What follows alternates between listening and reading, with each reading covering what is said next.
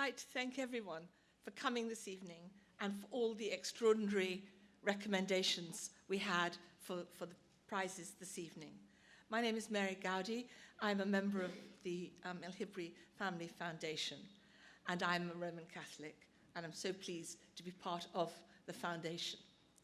We thank all of our allies, and we think of individuals who have steadfastly and heroically stood up for the rights and dignity and well-being of the community other than our own. And there we can no doubt that Dr. Esposito is that. But fearless, why fearless? Because we know that being a public intellectual on Islam and Muslim comes with costs. And that costs and sacrifices and have not been the work of somebody with a faint heart. We understand that what fearless is to mean, and that you anticipate pain or harm and do it the way that is quite true to say that John has done this. He is extremely fearless. He knows that every book he publishes, every article he writes, every interview he gives, or remarks he delivers, that he can expect to receive an avalanche of hate mail. In average, over 2,000 hate mails in a year, including death threats. And those threats are not just to him, but they are to members of his family and to other friends. He will always wonder sometimes who these unhinged authors are wishing to harm, to him or his loved ones, might just be there, lurking in audiences among others who know them, just waiting for their chance to challenge or deride him, but he is still strong. He knows that he can expect that people try, when he's supposed to be a speaker, that they will try to say, don't have him, disinvite him, but he continues to come, and for his own sake, he sometimes has to leave by the fire escape or the staircase to get to the podium or to leave, to avoid some of the worst protesters that we all know. While he may never really know what he's walking into, but he knows that things can turn ugly and nasty very fast, but he's always there and stirs up whatever happens. But fearlessness isn't only about standing up to the haters. It also means standing up to the ones we love, those whom we feel belonging to, and from those whom we seek approval. This takes a special kind of courage and of personal resistance. This means always being prepared to take on questions and challenges to your integrity, to your motive, even your decency, but not just in the public square, but also in your personal square. Some close to you may never understand or value what you do.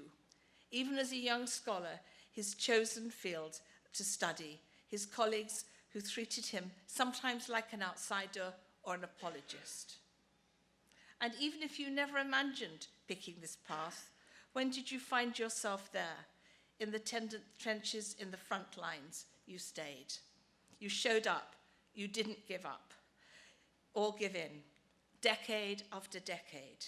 Even when those who are looking out for you may not have ever invited you to their home for dinner or even never knew your wife's name, but you were there for them. Even when those well-intentioned questioned you, when will you convert? When will you convert? Serve or supple reminders that some boundaries will continue to separate you, as we all know. So, while we all of us tonight celebrate your enormous contribution as an ally advancing inclusions, thinking back on the times when we personally cheered your remarks or breathed a sigh of relief, knowing that you were on a panel, and all those times we knew that you were our back. We also know that behind all these achievements, you are an extraordinary human being who held fast to his truth despite great pressure for decades. You remained ethically, morally, and committed to a just and empathetic relationship, you with others, despite so many unseen personal costs and unknown sacrifices. And for this tonight, we share our gratitude to you, John, and congratulate you. Thank you for being our friend.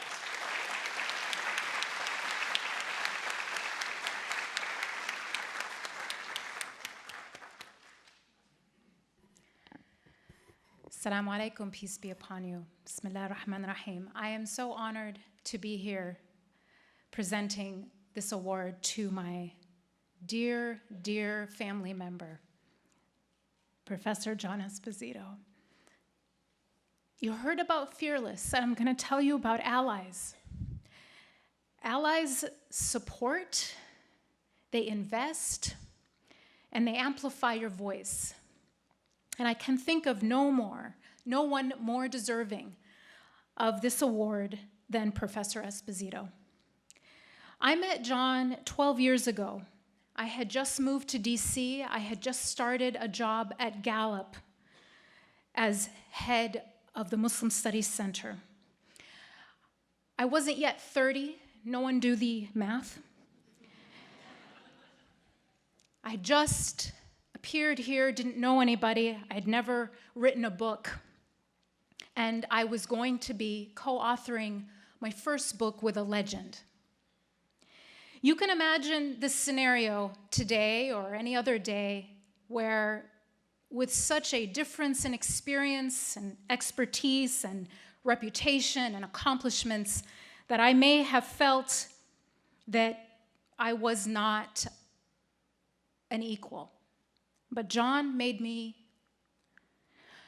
always made sure that I felt that I was his equal on this project. He always asked my opinion. He deferred to me in my area of expertise. We produced a book that has been translated into 15 languages, has been turned into a wonderful documentary, and was used by countless schools and policymakers. And in the process, John became a member of my family. He was one of the first people I went to when I was thinking of leaving my position at Gallup. And he invited me to lunch, and I remember very clearly his advice. He said, when you're making these decisions, it's about what makes you feel solid here. His mentorship has helped me grow, has helped me learn, and has helped me understand the true meaning of allyship. And as I told Farhan about these talking points, these stories I wanted to share ahead of this, he made a really interesting comment. He said, I've heard the same story from so many people. Because that's just what John does. He invests, he supports, and he amplifies the voices of people who have no way to help him back.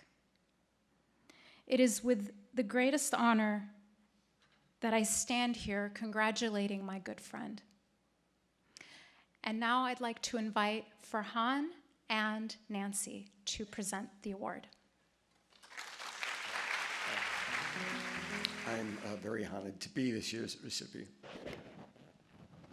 No one would have believed that I would one day become a scholar of Islam and have a career with its wonderful experiences. I'm the least intelligent, the oldest, but the least intelligent of three boys. I was always afraid of my shadow, as my mother would say, and almost failed out of the third grade. I spent from the age of 8 to the age of 24 wanting only one thing in life.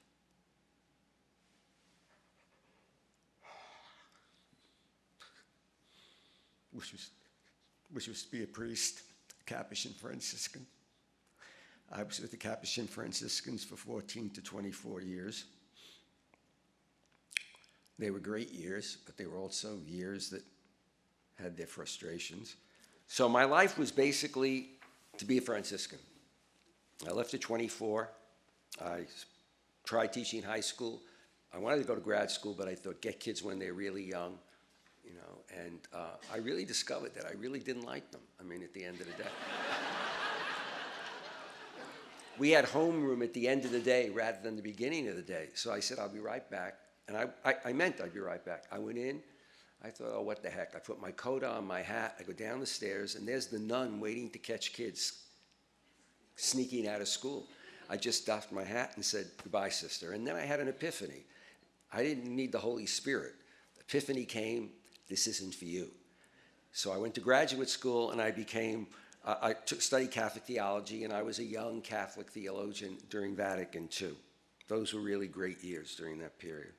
At the time that I almost said the time I was alive. I don't have any announcements to make. At the time that I'm talking about, the period of life at that time, the religious landscape in the United States was Protestant, Catholic, and Jew. And there was a book written at that point by a sociologist about that, because Catholics had finally arrived. We weren't talking about Hindus, Buddhists, Muslims. We had Muslims in America. They were invisible because, among other things, they weren't identified as Muslim. They were identified as Egyptian, Lebanese, etc. Mosques and Islamic centers were rare to be found. I was in cosmopolitan New York, never saw one. The Boston Mosque wasn't in Boston. It was in Quincy Mosque, in Quincy, Mass. So none of that was there, and it's hard. It's like talking to young people that never saw or that never had had to use a typewriter, or all the other ways in which we duplicated stuff, and they just look at you like, what could that be? Well, trying to realize what that period was like could be very difficult for many, because at that time, the belief was that for countries to become modern, they had to become Western and secular. That was the received wisdom, and that was what was out. Within a short period of time, you had then analysts saying that the choice for Muslims was Mecca or Mechanization. It was a very famous phrase, and that conviction that that would be the case. Religion was absent in education, media, training of diplomats and the military, regardless of their serving in Muslim countries, and in politics and political analysis. It was invisible in the academies. I'm a past president of the American Academy of Religion. That academy in the 60s and 70s did not cover Islam. It didn't treat, and this was the academy to study religion. The Middle East Studies Association, the same story, not taken seriously at all. A good deal of my life began to change when I went to Temple University. I got there, and the reason I went to Temple was I wanted to get a doctorate, but not from a Catholic university. And Temple had a new PhD where you could major in Catholicism and minor in Buddhism and Hinduism, or any two religions. Those were my choices.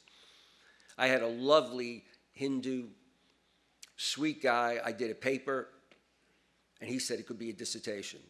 I was married in my early 30s and thought, anything you want, fine. If the Zen Buddhist guy had said you can do a dissertation, I would have gone with that one. The chairman said to me, we're just hiring Muslims and you really should take a course with Ismail al-Faruqi. He made Islam come alive. He made me realize that there are Abrahamic faiths, that it's not just a Judeo-Christian faith, but it's a Judeo-Christian Islamic faith in terms of a sense of history and theology. And it's taken years for people to accept that. And indeed, when you write that, many people reject it or think that they want to accuse you of something or the other. But that was just a reality.